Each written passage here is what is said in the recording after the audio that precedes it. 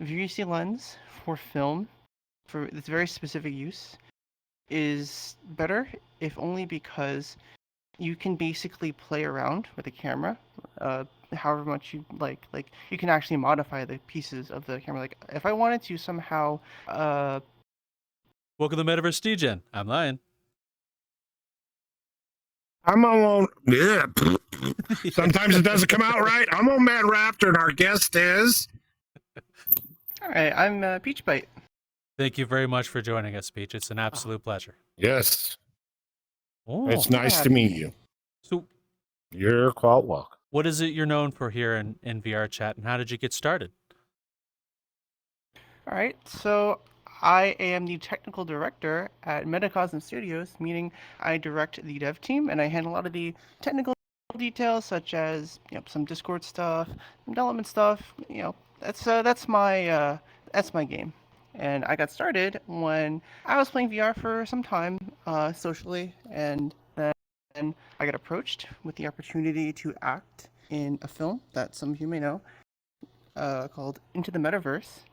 And naturally, films have dev requirements, and I was learning some development at the time, so I stepped up and I did the development for that movie, and other films for the studio after that. Wow. Got a question for her, Line. Ask I got a away. question for her. When you first came into VR, I usually ask this to most guests that we have.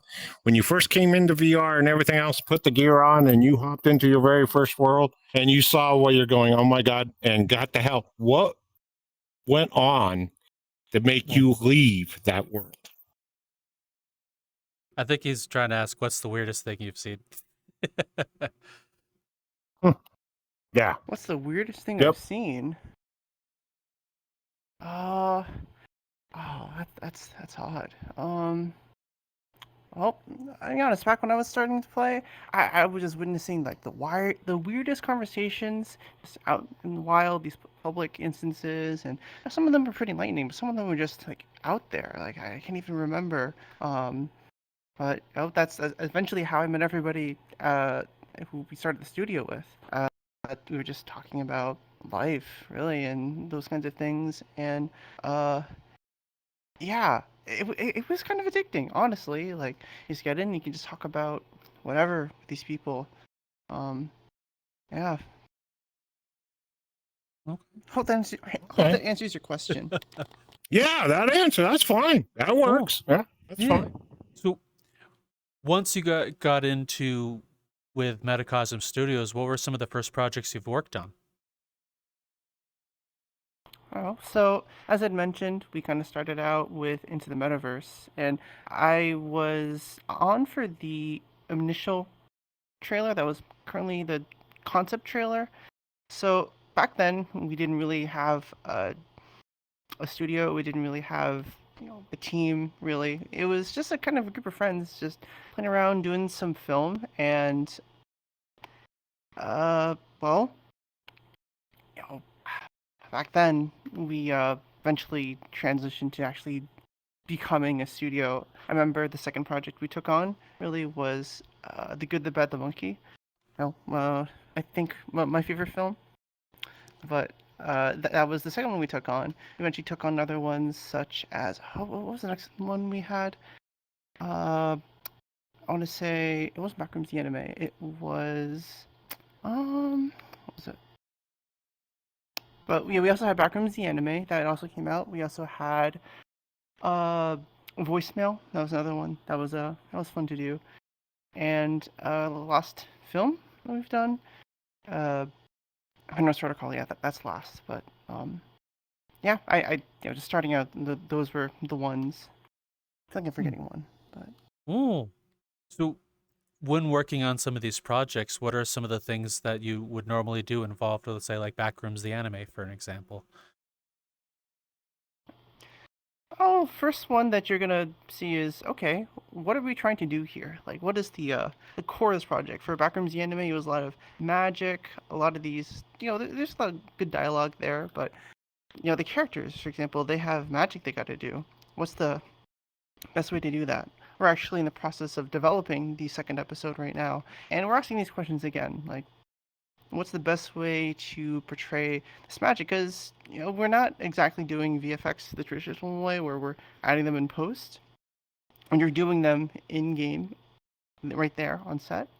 So you have to think about, okay, how are we going to do this? It does save some trouble with having to have the VFX software and do all those things, but yeah, then you have to think about, well, body actors, they're going to be doing things, or whoever it is on set. So those are the kinds of decisions you have to really kind of think about beforehand. Ooh. I got a question, Line. I got a question. What's one of the difficulty things of being a director that you've noticed what you've been doing?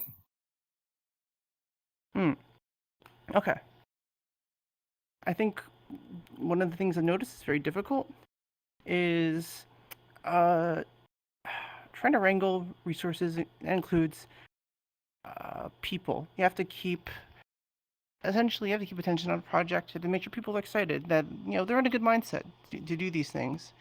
And that can be kind of a struggle when you're trying to do your thing as a director. Trying to get the resources in, like dev stuff. You want to get the script, all these things, and just managing it can be a kind of a tough time, especially if you have other things going on in your life. Like, a lot of us have jobs that take a ton of time, or we have other responsibilities like family or things like that. And just trying to keep everything. It's a juggling act, really.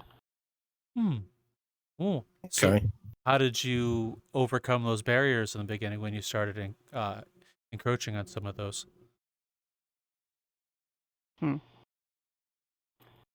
I'd say it's kind of an ongoing process. Some of the ways that we've kind of tried to tackle this, I think, is kind of involving a lot of the other people in the project in the progress.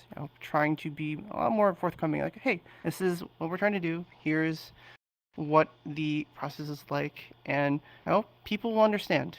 Generally that. Yeah, I mean, it's difficult. You're making movies. There's effort, and they'll be more understanding, especially if you're on the production.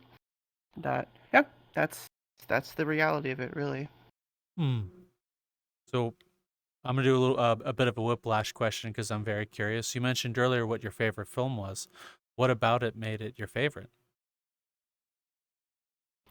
It's just it was a very fun premise. It was just oh, it was very, very wacky, right? Like, you had monkeys, and then you had this kind of plot where you're trying to get this golden banana. It was just it was like the sky was the limit. We were just starting out and testing the limits of VR film, and we had encountered some technical difficulties, of course. And I have to say, filming those monkey avatars, as our director Elam would know, yeah, it was terrible. Body acting in those, that was a tough time. But that said, watching that film, looking back, I mean, there's a bit of nostalgia, because those were some good times.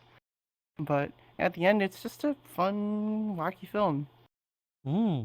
So, Got another one, Line. I got another one. I'm doing great. Usually I don't have questions. I usually just let you go. Being where you're at and everything else like this in the real world, what movie inspired you to think of going to what you're doing now as a director in the real world? So I'll preface this by saying my typical role is not as a movie director. I typically just handle the technical things for the other directors. That said, I technically have a bit of a directing credit in the Penrose Protocol. But that aside, for me, one of the inspirational films. Um, hmm, I think honestly, some of my biggest inspirations are just visually, like both of the Blade Runners. They have very interesting visuals that I've wanted to just you know bring into game in some way, or at least be inspired from. A lot of the older films, like I really like. We mentioned some time ago in another interview. It was Fallen Angels. It's a Wong Kar-wai film from Hong Kong. That one, like the use of lighting and everything, like those things, I think I think about what the kind of gap is right now between VR film and some of the more traditional forms of film, or even just animation, right? And I think visual fidelity is one of them. And these films have incredible visual effects, but also just good visuals. Every frame of painting or something, right? So yeah, that's really what kind of drives me. Okay. So, Okay. what are some of the differences within the techniques or technicals are different between real life film and VR film? Oh, that's a deep question. So, for one, we think about film in real life that is literally just light, photons passing into the through the aperture into the center and or the film itself, and that is your movie. I mean, VFX aside and everything, color grading, editing, that's what it is, and it's very different for when you're in game. You think about the technical details of what a game engine like Unity that Vrchat uses is, and there's just a lot of different layers. Something that I've like to do is play around with the underlying fundamentals.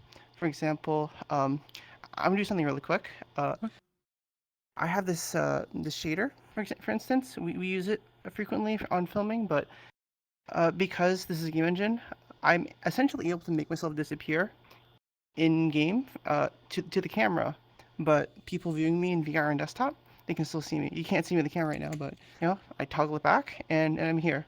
Things like this, I think, are kind of the value added to being in a game engine. You can play around with what you might consider like the fundamentals of like physics and how things look. Like shaders, for instance. There's just a lot to play with that you don't necessarily have equivalent options in real life. Of course, real life has, there's a lot to say about prop design and set design and everything like that, and how people do practical effects. But there are other tools here in a digital space that I think are, at the very least, very very fun to play with. Hmm. What are some of your favorite tools that you've been using or have found through your time here? Ooh, okay. So for one, we use VRC lens as a prefab for doing camera work.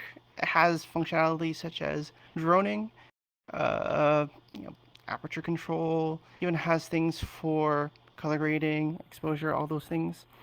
That's a favorite one. I've played around with it over the years quite a bit. I'll do modifications to it. That's another thing that's really fun is that when you're in this virtual space, like I can play around with the camera. A real film camera is really expensive, and you probably don't be messing around with it because you're probably renting it. I can just mess around with VRT lens and do some wacky stuff with it. I think earlier I was talking with some people were thinking about basically doubling the horizontal resolution of the camera. Ooh. Like you can do crazy stuff like that, and it's just VRT lens definitely top of the list. Shout out to Hirobiki who has developed this prefab. Amazing. Anyone who's looking to film, that is, I'd say, currently the gold standard. We have developed some systems in our own studio. For instance, one that's kind of favorite for me as a body actress is this marker system. On a real film set, you have spikes or marks that you put on the set for people. If you want to say, okay, stand on this mark, and then they'll stand on the thing with the tape. And uh, in a way, we're kind of limited because we can't just pull out a roll of tape and put it on the floor like that, right? But in the other way, because of this shader that we have, for instance, we can place down the different marks, and so imagine we're filming in like an open field. If you have the blocking, where you want to put everybody in the scene at a time, just place down the marks, and it just makes it easier to film. That's one of them. We have another one. This also kind of solves another one of the technical problems. There's the lighting bot that we have. That one, So lighting is a little complicated. In real life, lighting is a very huge part of filmmaking.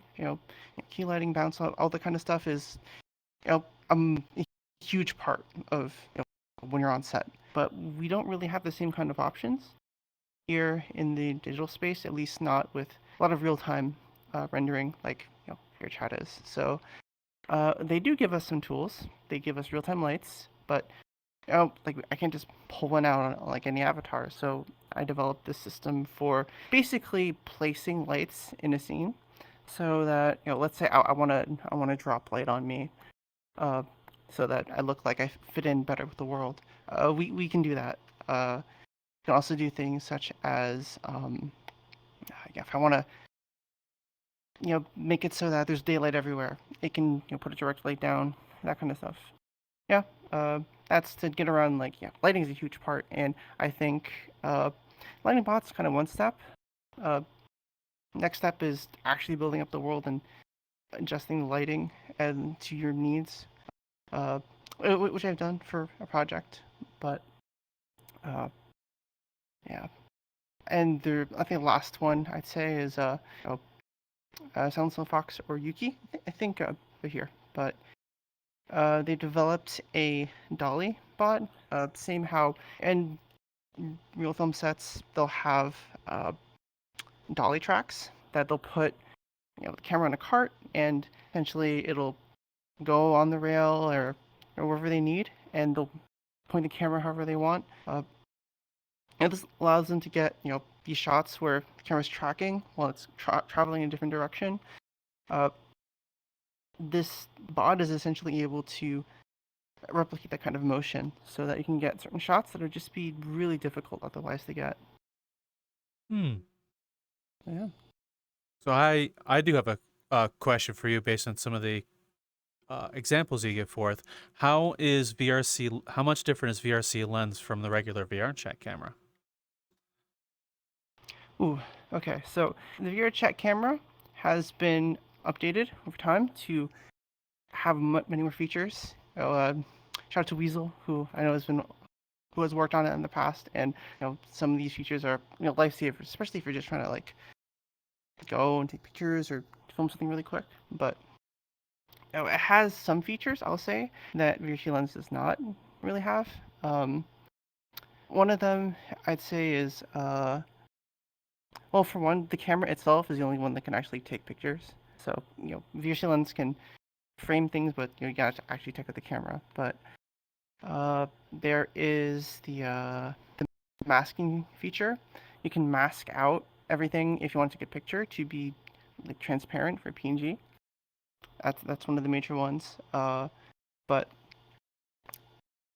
yeah, besides masking, there are a few visual effects that are on the camera. I see some people use them sometimes. There's they get action lines or something like that. But by and large, I'll say that VRC lens for film, for this very specific use, is better, if only because you can basically play around with the camera, however much you like. Like you can actually modify the pieces of the camera. Like if I wanted to somehow track the camera on somebody else, like on their head, there are ways in avatar systems to do that.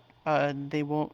There's no way to do that with the VRChat camera built in, for instance. But because everyone is able to essentially edit this, there's a ton of avatar prefabs out there that'll do things like track different body parts, or maybe they'll do motion. Like I have done a prefab in the past that basically you can pull the movements of an object inside of a Unity editor onto the camera. Like those are available to you. You basically can DIY solutions to things that you may want to do, and I think that's really the power in it. But besides those things, yeah, there are just a lot of different features like the color correction, the exposure, all those kinds of things that you don't really get on the VRChat built-in camera.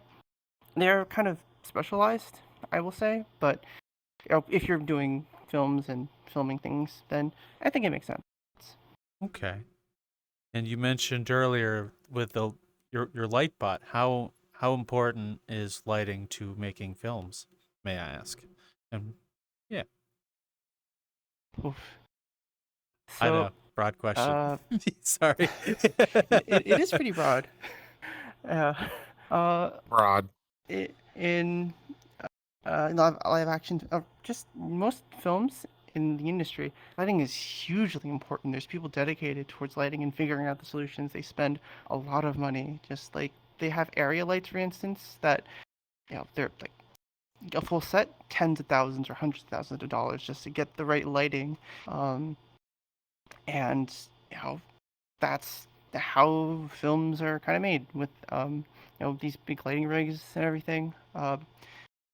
Because you also have to figure that they have specific purposes. Like the lighting can convey a lot of subtextual information in the film that you kind of you're hoping to convey in your film. And I'd say it's partially a barrier of technical barrier, but I'd say VR film doesn't really have that level of sophistication yet. Because again, you can't just like change the lighting on a whim. Like these lights in this world, for instance, they're baked in. If I were to theoretically like remove, know, take off a light bulb, somehow the baked lighting will still stay there. And those are challenges I'd say that I like to overcome. Just going back, for instance, to Penrose Protocol, with these kinds of limitations in mind, I set out basically to set up the lighting in a way that kind of made sense for telling the story.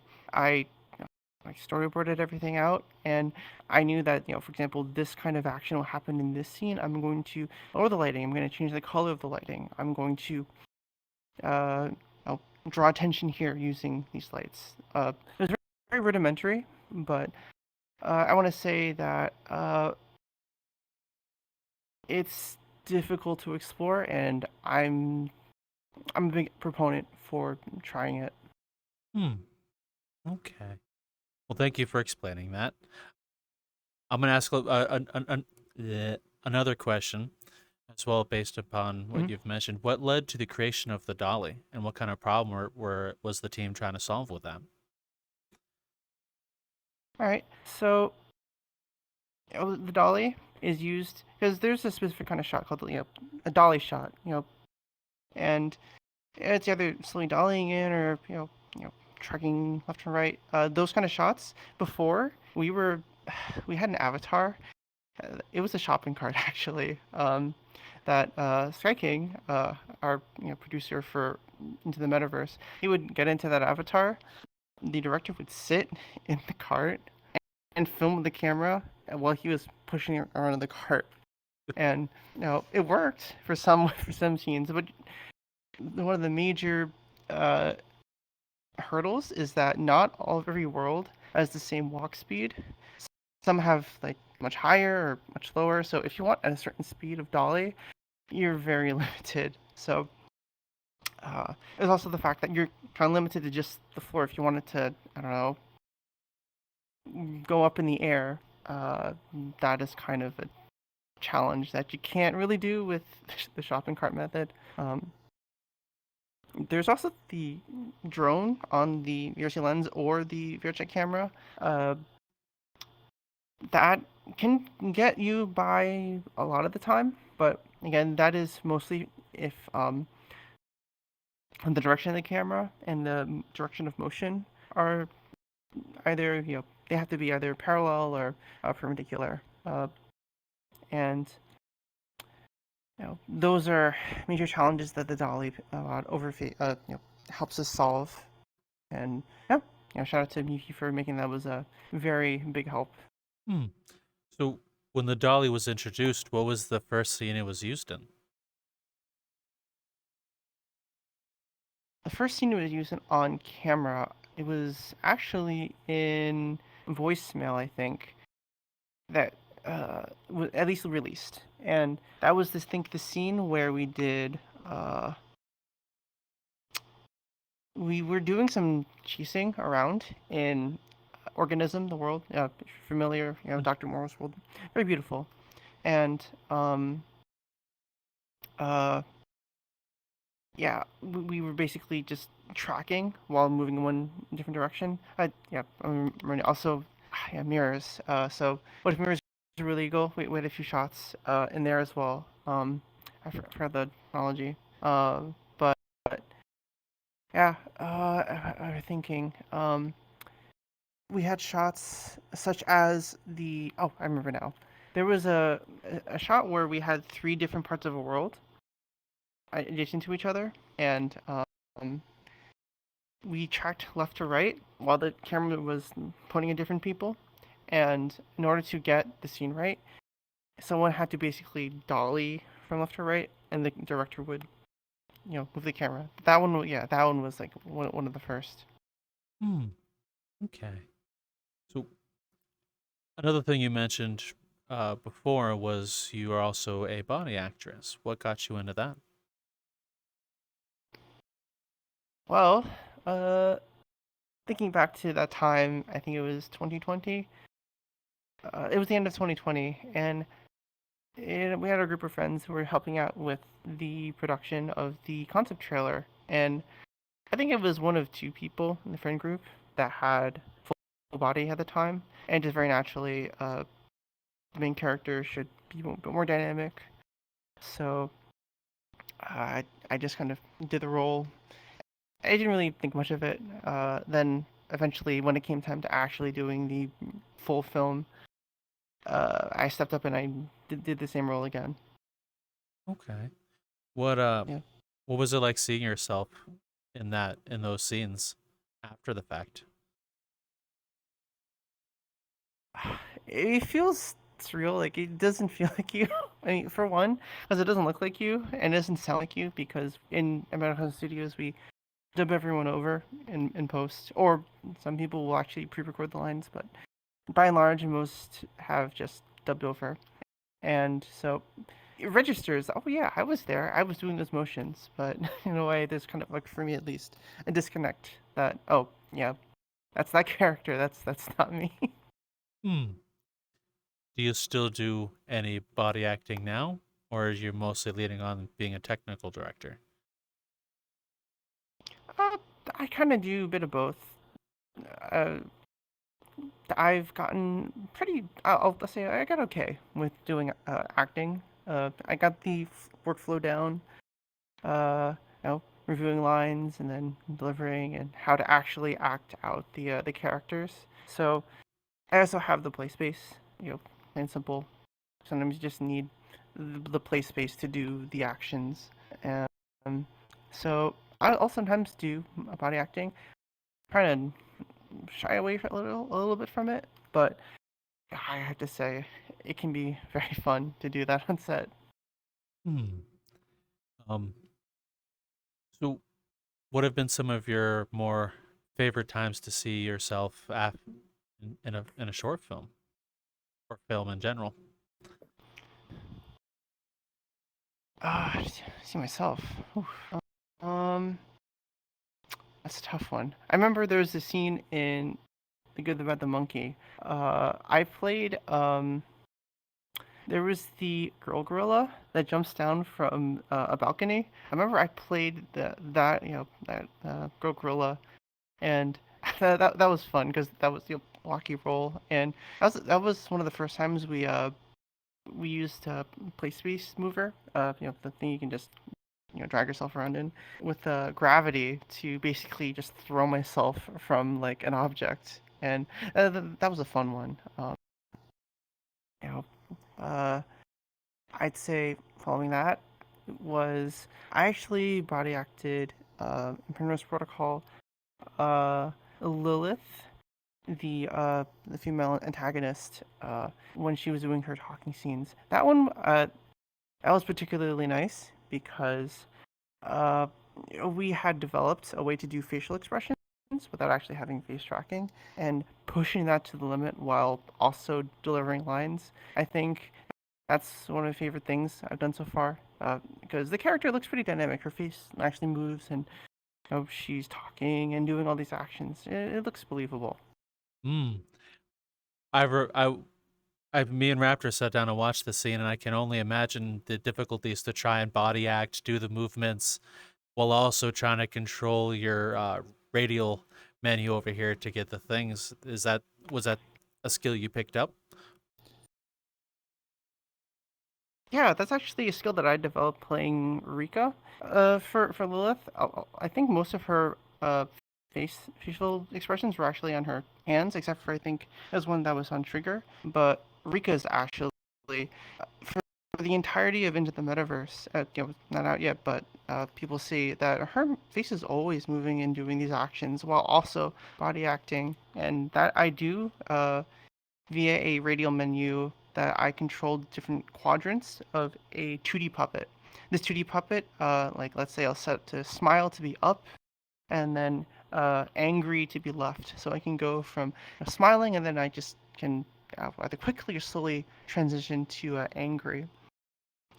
That is, it's kind of a trick. I mean, once you get used to it, it's like, oh yeah, I'll just do it. But the mental load can be pretty high if you're on set and you're trying to do certain physical like body movements, and then also you have to deliver the lines, which I'll say I don't always memorize them, but it really helps if you memorize them, because specifically you have to do these facial expressions, and you're also trying to communicate with the people on set. It's can be the challenge. I can only imagine the challenge. I can tell you, I wouldn't be able to figure that out. So kudos to you. Sound, I'd fuck that up like a wet dream on a fucking Friday night, no matter which way you go. You better off just going, would you just go away? Yeah, it'd be me. So with blah, with that scene specifically with Lilith, when you were playing Lilith, what was it like from your perspective with that scene? That scene, it's actually a little personal. When I was back then, I was actually living with people, and I don't know if you've ever experienced it, but playing VR with people potentially looking at you is like the most nerve-wracking thing, especially if you're acting, because you look like you're crazy. You're just talking with people that don't exist, and delivering lines. So, and back then, I actually temporarily moved to a place where no one could see me, and I essentially belted these lines out and try my best. It was really tough. Like I had to sit down and actually like rehearse a few times, but I gotta say that was one of the more uh, times I actually got into the character and like emotionally tried to deliver everything. So yeah, I'd say it was pretty spicy on set. Can very much agree. Being very awkward to try and do things in VR while also having people watching. I can very much empathize with that statement personally. Yeah. So, with Into the Metaverse coming out, is there anything you can share with us about that? I don't want to get you or Metacosm into any hot water with that, but I am personally curious. I've seen the trailers and it looks amazing. Ooh, what can I share? Well, there is with being vegan, I can't go too much, of course, but there is a lot of there's a lot of tech. Everything we've done so far, honestly, a lot of it has a basis in being used into the metaverse. So things like the dolly, things like lighting bot, and there's a bunch of other things. All these techniques, we've probably incorporated them into the metaverse in one way or another.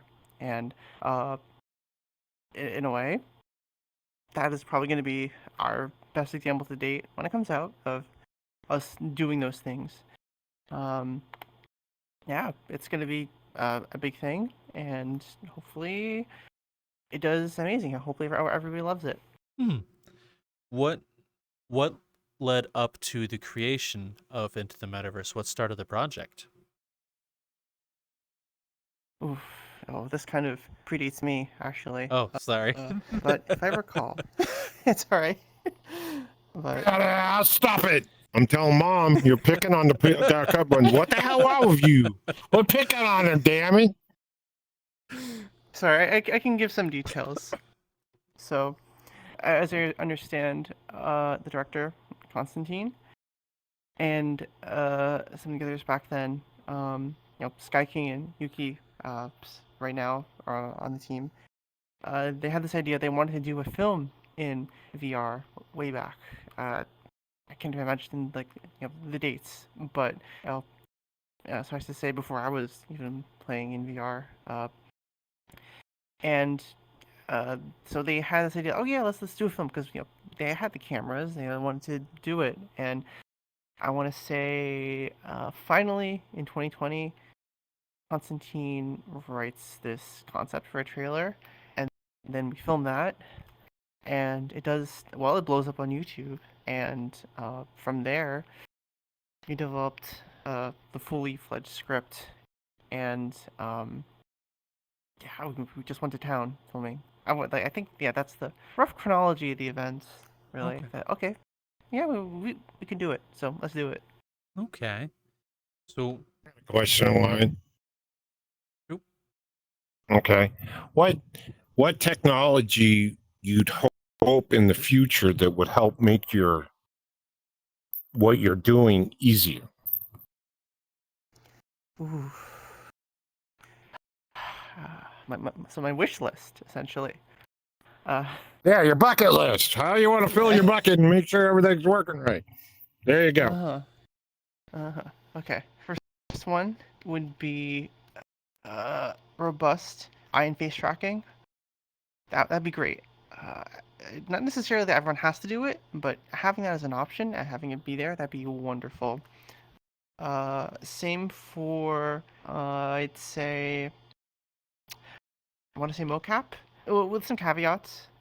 You're still going to be live performing and everything, but if you were able to basically somehow, for example, sometimes we have some glitches or some things that didn't go quite right. If you're able to go back and just fix that thing in the scene, everything's mocapped and you have the whole scene, that'd be wonderful. Huh. And I'd say, oh, huge one. If we had better controllers, one of the things we always run into on set is the index controllers, like the knuckles. The index finger always curls. I always find myself checking, even like just casually when we're not on set, just checking. Oh, yeah, my finger's curled. I'll curl like this, and you can see it in many films. If they're not careful and projecting the footage or just watching out, that some fingers will be curled like this. That just kills me. Oh, Okay. I never noticed the finger curling. I use the exact same thing. How do you fix that issue? May I ask? So, if it gets bad enough, I'll actually replace the controller. But I'll try to do the dynamic calibration that they'll recommend. See if that pops the finger back up. I'm actually not sure what causes it, but if I just jitter it enough, sometimes it just goes up. But if it's bad enough, I'll take off the controller. I'm not really holding it, and it'll still have it. So, yeah, that's I have an issue. Yeah. Oh. Really wish there was another option. Oh. So I'm gonna ask you another question. It's gonna be a little. I should have asked it earlier, but what brought you into VRChat and VR? Ooh. So, I'm into VR. So, I'll preface this by saying I come from a kind of technical background, and doing computers and everything, and I was always interested in VR from a theoretical perspective. Like, oh, you can be inside of the game. I always wonder, like, oh, how does it work? How do you like move around? Everything like that. And I was really curious for a long time, but actually I couldn't get into VR because my PC was not strong enough, and I was still in school and everything. But eventually, during the pandemic, actually, I had enough time, and I was just kind of sitting at home, and quite honestly, I just wasn't talking to a lot of people because I wasn't going out to see people. Because I'm in the New York area. It was kind of hit pretty hard, and yeah, everyone just kind of stayed indoors in my neck of the woods. So yeah, I got in VR, and I I was also curious because I wanted to see what the communities were like, really, in VR, since I spent a decent amount of time online. I'd played games such as Second Life, for instance, where I just know there's a lot of these subcultures out there that form that you wouldn't really expect to see necessarily. And I was kind of curious, so I got in and I started looking for that, I'd say. Hmm. From when you first hopped in to where you are now, did you ever expect yourself to be in the position you're in? Oh, absolutely not. I didn't think I'd be doing any of this. I thought I'd be getting in, talking with some people, and that'd be fun, and maybe I'll continue doing it for a little bit. But oh yeah, I had no idea it'd be like this. It wasn't like an aha moment. I'd say with like VR, like got in, talk with some people, and like okay, yeah, this is pretty cool. But I want to say for me, it was kind of a gradual build up of, oh, I can hang out with these people. It's fun talking with them. But then eventually came into, I can do the kind of development that people are looking for in a platform and game like this. And that kind of built me in further into the experience. Hmm. Is there any experiences from all of your activities here in VR chat that have helped you or bled out into the real world in more of a positive light or helped you improve as a person? Ooh, well, the development side, I'll say for sure. Like I program during my day job as well, but the kind of programming I do in for VR is it's pretty different, and it's essentially let me reuse some skills that I kind of forgotten because you have to deal with things like physics, geometry, event loops, these kind of like things that for many kinds of development are not really relevant. It's fun to exercise them. It's also I took these skills to a hackathon in real life. I Oh, actually went, and it was a one for virtual reality. That was pretty fun, and I wouldn't have done any of that if I had not first in virtual reality tried it out first, essentially. oh. So I'm gonna ask a bit of a dumb Yeah. question because I've never heard of it. What is a hackathon? Ooh, yeah. Sorry, it's a kind of a developer thing. So a hackathon essentially, at the very basic level, is a bunch of nerds get together. Essentially, they kind of either be programmers and maybe they do hardware. Some of them do project management, well, whatever it is. They come together and they make stuff. Sometimes there's a goal in mind. Some people come with ideas to make. Sometimes it's a contest and you want to fulfill, like win the prize, or there's some other side goals. The specific one I went to, um, yeah, there were judges for different tracks, and if you develop the best thing that could innovate healthcare, for instance, using VR AR, then you would be a candidate for the prize. Hmm. Or there were ones where, like, if you use the Quest 3 to its best potential, then you'd be eligible for that prize. Um, yeah, I've been to a few before. It's kind of a similar idea to a game jam as well. Sit down and use, make games. Oh, so you said, correct me if I'm wrong. You said before that if it wasn't for VR, you wouldn't have went back or went to that. What kinds of things did you find out, and why did VR get you in there? Well, for one, it seemed like a huge gap since this hackathon that I went to, I would put the tech skills more within the realm of simulation and game development, as XR is kind of VR and AR. So that's kind of outside of my traditional skill set, really. Uh, I software engineering, all those kinds of things, and project management. That's really more of my usual deal. So uh, I got a kind of a taste of that, just doing things for this studio and beyond for development. Since essentially what we're doing here, like editing avatars, editing worlds, it's just cut down versions of game dev. Hmm. So how much of your real life job bled into VR, and how has it helped you? Ooh. So, I'll say the mentality, the technical mentality of, okay, I got this problem. I'm gonna try and solve it using what I know. I'll try a few things and see where I end up. The project management mindset, those things are definitely things that I take from real life and I apply them. Testing as well. That's something that it's not as important, I'll say, for film sets because we're not doing anything live, and we're essentially able to babysit the experience. For example, like a world like this, the world's creator's not sitting over there and like, oh yeah, let me trigger like this thing so the experience is complete.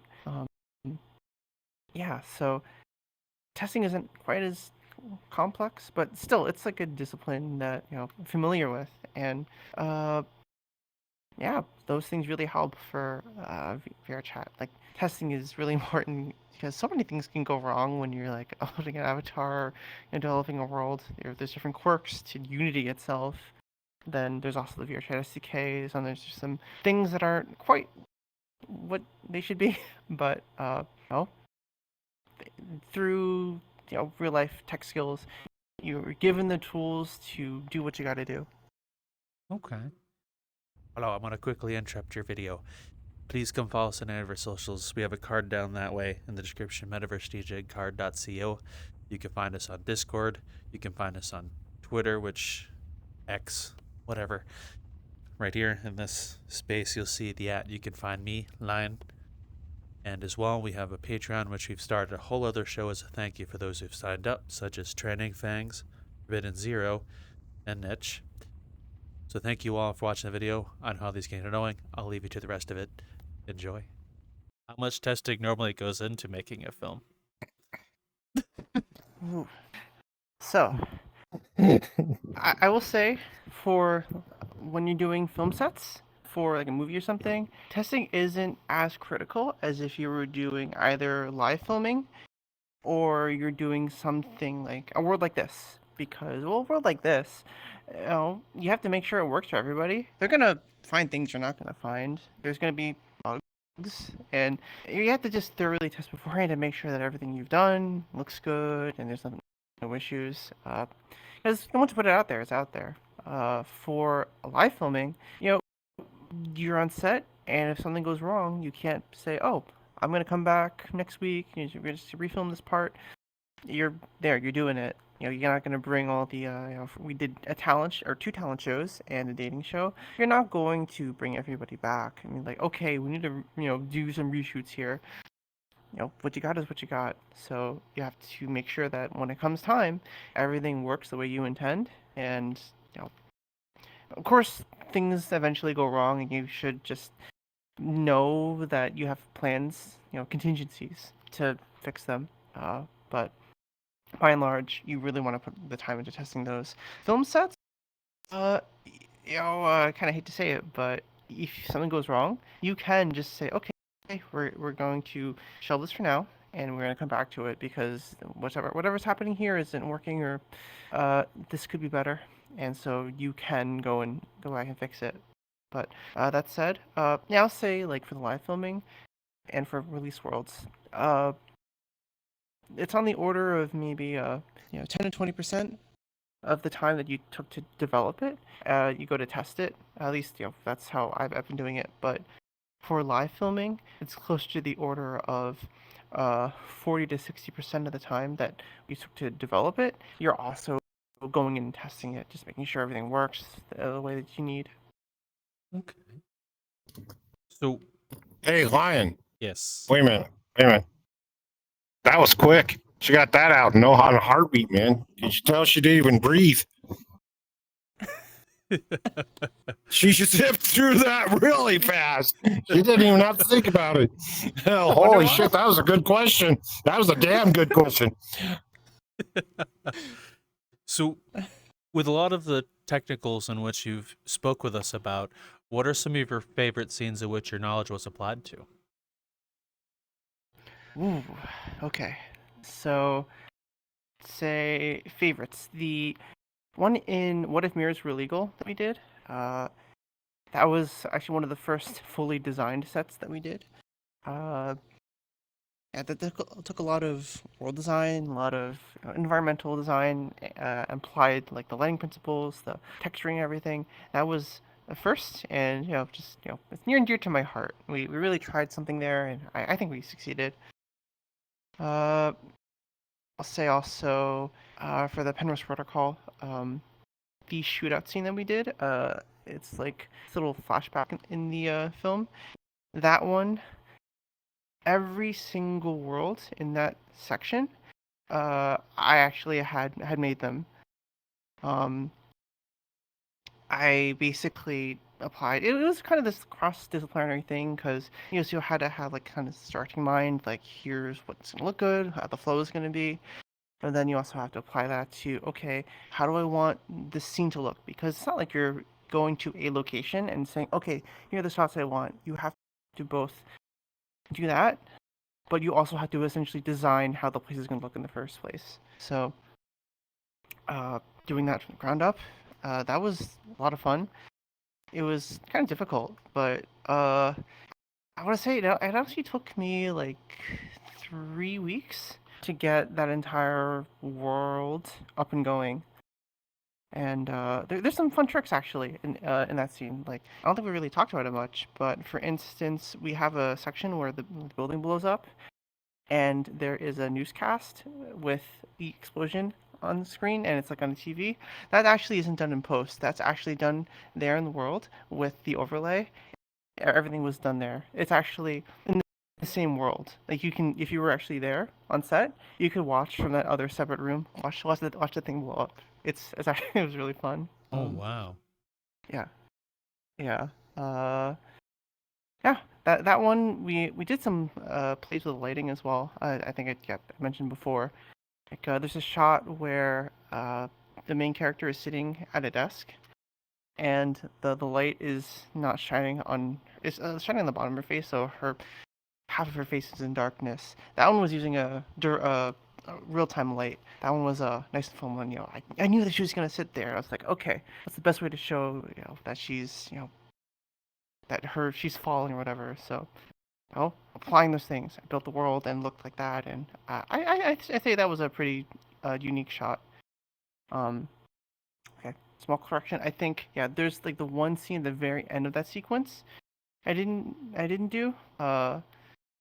But yeah, that's like where the scene ends. But everything beforehand, shooting, everything.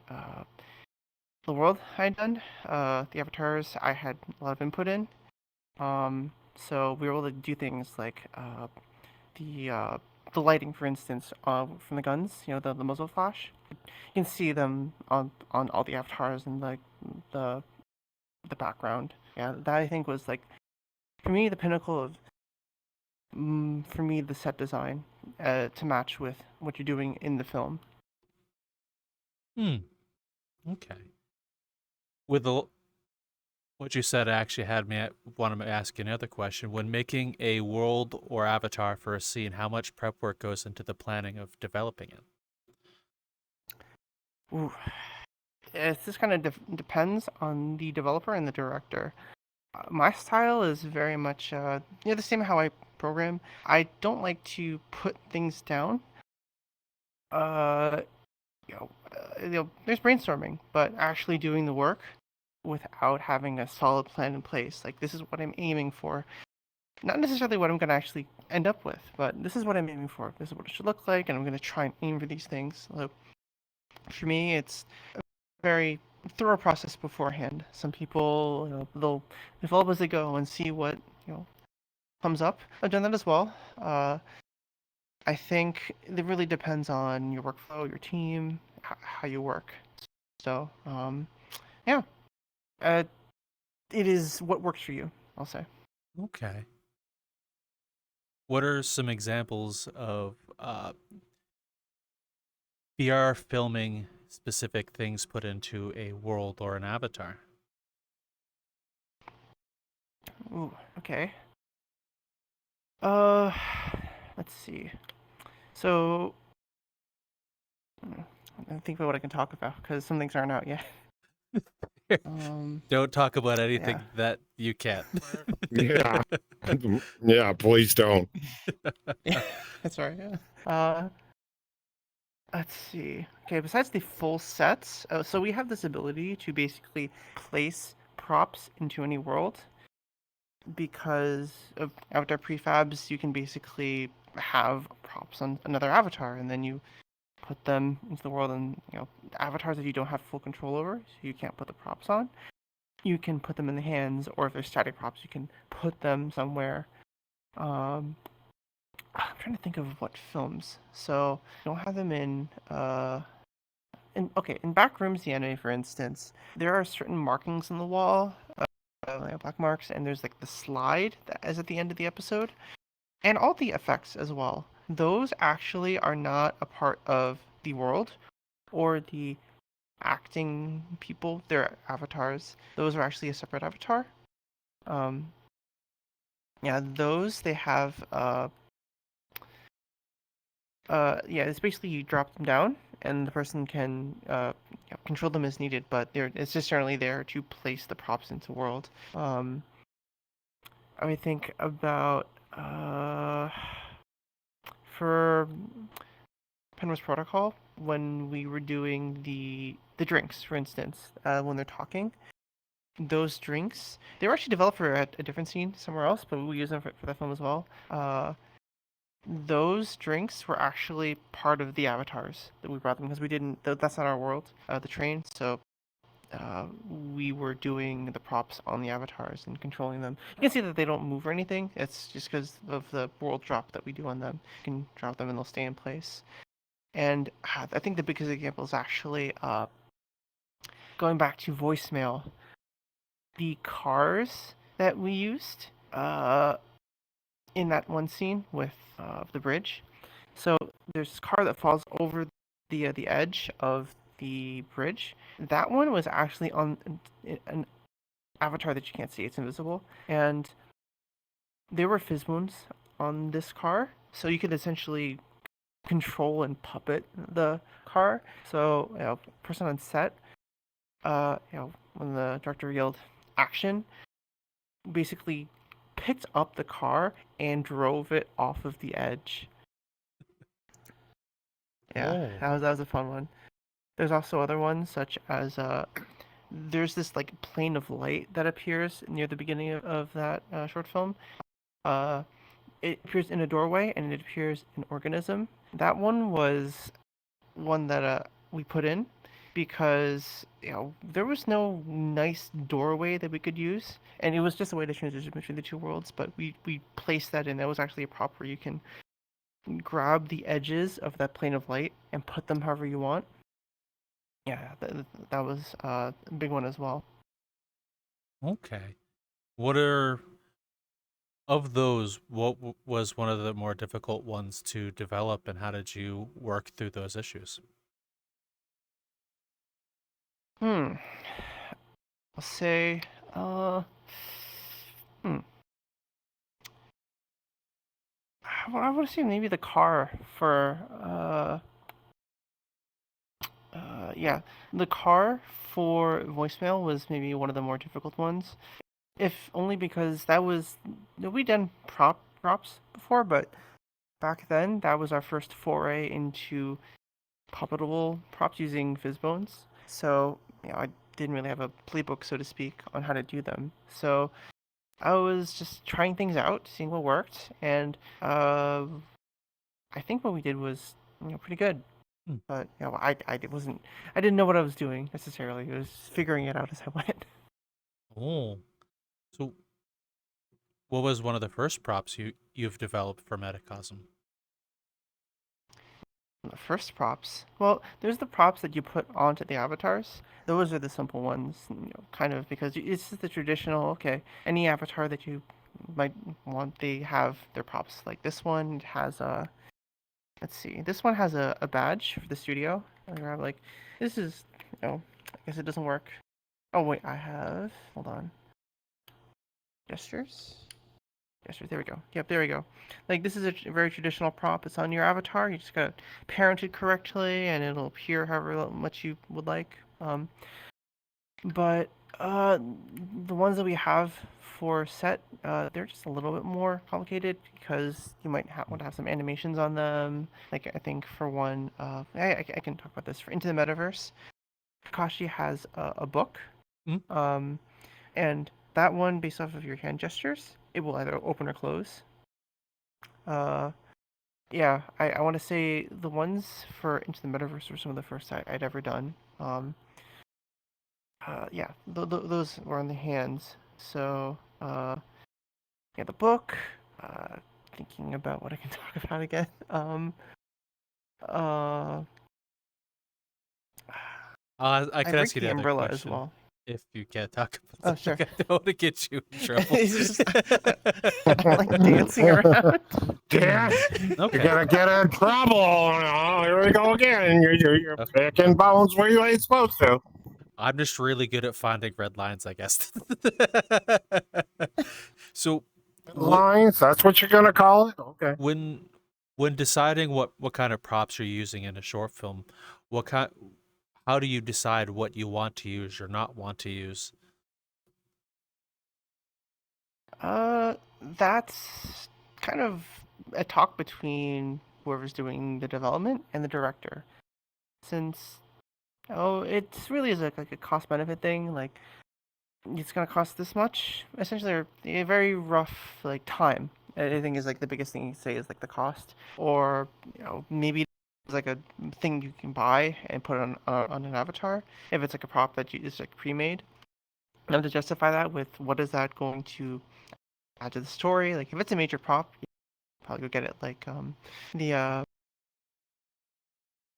the wine glass and I think it was like a martini cup in Penrose Protocol. I mean, we already made those, but rigging them cost us some time. So it was that they were going to be a way to balance the scene a little bit more. So it was like, okay, yeah, we should probably have it, or else they're just going to be, their hands are just going to be down here. They're not really going to be talking with their hands either. So it'll help with the scene. Um, or with the backrooms, the anime. That slide was critical because that is part of the plot. So those things, those are for sure. You need them, so you should do them. Um, but otherwise, you guys have to think, okay, if I ask for all of these things to be made, how long is this going to take, the project? Because I have all these additional requirements on them. What's the development team's status like? How fast can they do them? These kinds of considerations. So it really depends on what you're able to muster up for development time, what is already there, or all these things. And if you're working on a time schedule, a lot of the projects we have kind of had a light time schedule. Some of them more strong than others. So yeah, it's kind of it depends.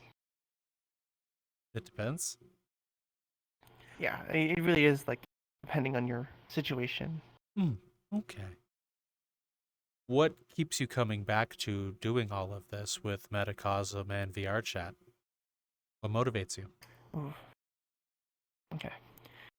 My number one motivation is gonna be, it's not just the studio. They're my friends. This is my friend group. These are people that I talk to all the time, and I kind of do it for all of them. There is of course like the audience, but by and large, what I do, we hang out and we make films and we have fun, and that keeps me coming back. That's kind of like the social VR aspect of it, I'd say. But it's also the fact that I'm exercising amount of creative control as well over something. Real life programming and software development like that, it can be a little dry. Not gonna lie. There is amount of freedom you have to work on things. But by and large, you're trying to fulfill business requirements in an acceptable way, and it's different with VR film and everything. The technology you're using, all the decisions you make, they end up having an aesthetic effect. They look spectacular. You're making a vision come true, or something like that. And oh, at the end of the day, you got a product you can watch. It's nice. Hmm. Okay. Well, Peach, thank you so very much for letting us get to meet you and talk with you over this last hour. We appreciate it greatly. Yeah, Yes, very much so. Very much so. thank you for having me. It was No problem. interesting. Very interesting. It was. Where can the audience find you if they wish to find you? Well, I'm always down at Metacosm Studios. That is that's on all our socials, Metacosm Studios, and I'm also on Twitter at PeachBight. Yeah, that's how you can find me. Alrighty. Well, Raptor, you know the thing. Okay. Like Peach says, no matter what you do in VR, what brings you in here the most is the friends you have and the people you meet. Sometimes they're a little crazy, like me, but the best of it all, it's the people you enjoy the most. You take care, folks. We'll talk to you the next time around. Bye.